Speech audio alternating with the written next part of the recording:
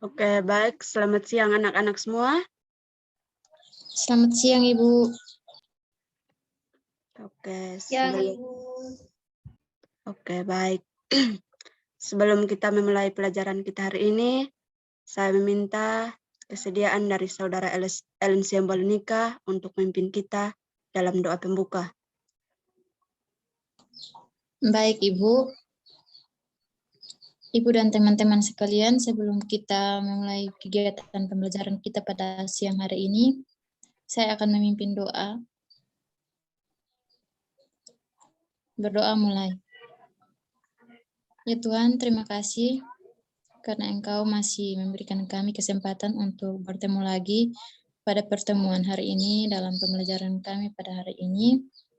Kiranya Tuhan Yesus memberkati kami dari kegiatan kami hari ini sampai kegiatan kami berakhir ya Tuhan. Berkati apa yang akan kami dengar sebentar ya Tuhan. Semoga semuanya berjalan dengan lancar ya Tuhan Yesus. Hanya di dalam nama Tuhan Yesus kami berdoa kepada Bapa di surga. Amin. Terima kasih Bu. Baik, terima kasih Saudara Ellen Siambalunika yang telah memimpin kita di dalam doa. Oke, baik. Sebelum Ibu memulai materi kita pada siang hari ini, saya mau bertanya kepada kita sekalian, minggu lalu kita belajar tentang apa? Ada yang masih ingat? Tentang teks narasi Bu atau cerita fantasi. Oke, baik. Ibu yakin dan percaya kita anak-anak sekalian sudah mengerti apa itu teks narasi, apa tujuannya, apa manfaatnya ya. Oke. Hari ini kita akan melanjutkan materi pada kompetensi dasar 3.4. 3.4 yang dimana menelaah struktur dan kebahasaan teks narasi atau cerita fantasi yang mampu menitipkan pesan yang berimajinasi, yang dibaca dan didengar, yang dibaca dan didengar.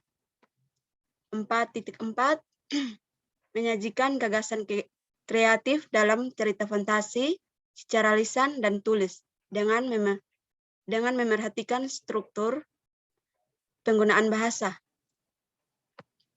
Oke, materi yang pertama yaitu 3.4. Yaitu menelaah struktur dan kebahasaan teks narasi atau cerita yang mampu menitipkan pesan yang berimajinasi, yang dibaca dan dengar. Dibaca dan didengar ya. Ibu yakin anak-anak sekalian sudah mengerti apa itu teks narasi.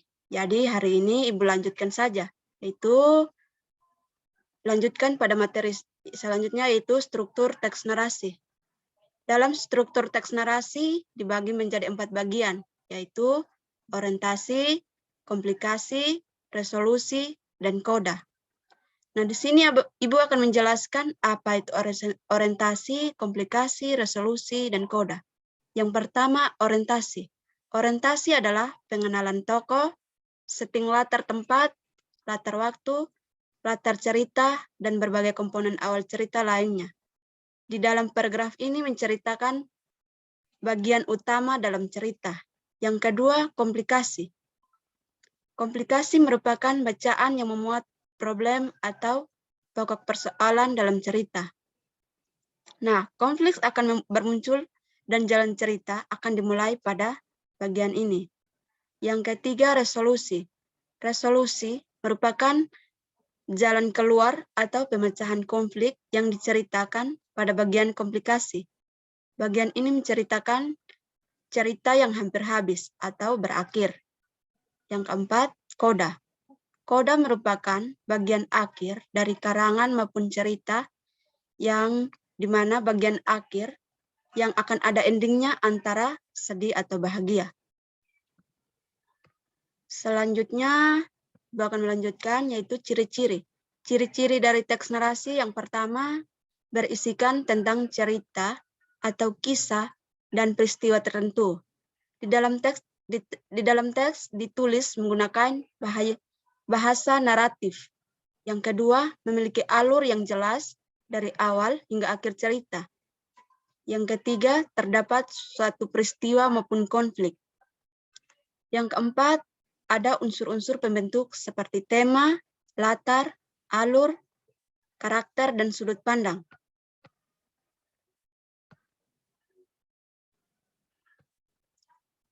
Selanjutnya yaitu kita masuk pada kaidah kebahasaan teks narasi. Di dalam kaidah kebahasaan itu ada beberapa bagian, yaitu yang pertama menggunakan kata kiasan atau metafora. Yang kedua melibatkan kata kerja insitif dan transitif. Yang ketiga menggunakan kata benda, sifat, frasa, atau klausa. Yang keempat, menggunakan kata penghubung, penanda, urutan waktu. Nah, untuk contohnya, anak-anak silakan membacanya sendiri ya. Situ di layar HP masing-masing sudah ada contohnya. Sampai sini. Baik, Ibu. Ya. Sampai sini apakah masih ada yang belum mengerti? Sudah mengerti, Ibu. Oke, baik. Jika sudah mengerti, kita lanjut pada materi selanjutnya yaitu 4.4. Menyajikan gagasan kreatif dalam cerita fantasi secara lisan dan tulis dengan memerhatikan struktur penggunaan bahasa. Di dalam menyajikan cerita fantasi perlu adanya yang pertama itu kita harus merencanakan cerita. Yang kedua kita harus menulis cerita fantasi. Di dalam menyajikan cerita fantasi ada beberapa tahap yang perlu kita ketahui. Yang pertama kita harus menemukan ide atau tema. Nah, yang dimaksud dengan ide yaitu ide cerita fantasi dapat digali dengan cara mengamati objek yang dinyatakan di sekitar kita, lalu diberi imajinasi berupa objek flora atau fauna. Yang kedua, ide cerita fantasi dapat ditemukan dengan cara kita membaca buku pengetahuan atau buku ilmiah tentang hewan langka dan luar angkasa. Setelah kita menemukan ide, kita melakukan pengamatan. Nah, di dalam melakukan pengamatan, kita juga harus tahu apa yang kita harus buat. Nah, yang pertama, setelah kita menemukan ide, kita harus melakukan observasi atau pengamatan. Nah, yang kedua, kita melakukan pengamatan dengan cermat dan mencatat data yang diperlukan. Nah, setelah kita melakukan pengamatan, yang ketiga, kita harus membuat rangkaian peristiwa dalam bentuk kerangka, yaitu data-data dari hasil pengamatan kita susun menjadi peristiwa dalam bentuk rangka berdasarkan urutan struktur cerita narasi.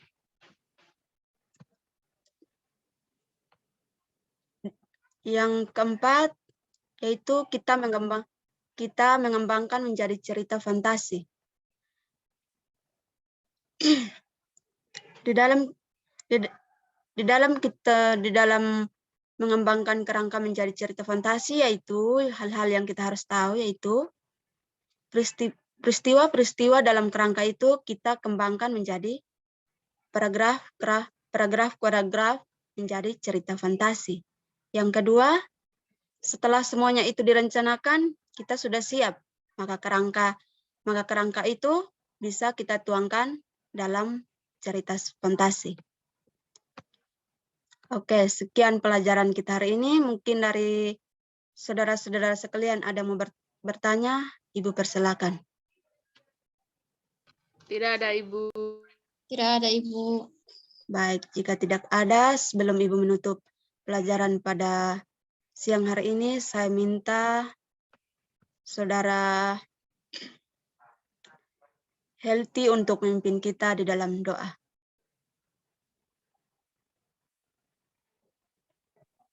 Baik Ibu, Ibu guru dan teman-teman, marilah kita siapkan hati kita untuk berdoa. Dalam nama Bapa dan Roh Kudus. Amin.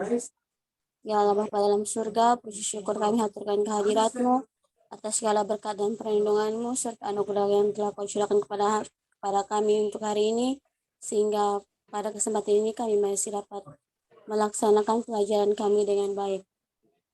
Ya Allah Bapa dalam surga, semoga apa yang kami terima pada pagi hari ini bisa berguna bagi masa depan kami. Nama-Mu kami puji, kini dan sepanjang segala masa. Amin. Dalam nama Bapa, Putra, dan Roh Kudus. Amin. Oke, baik. Sudah Ibu. Oke, baik. Terima kasih Saudara Healthy yang telah memimpin kita di dalam doa penutup. Oke, baik. Pertemuan kita sampai di sini.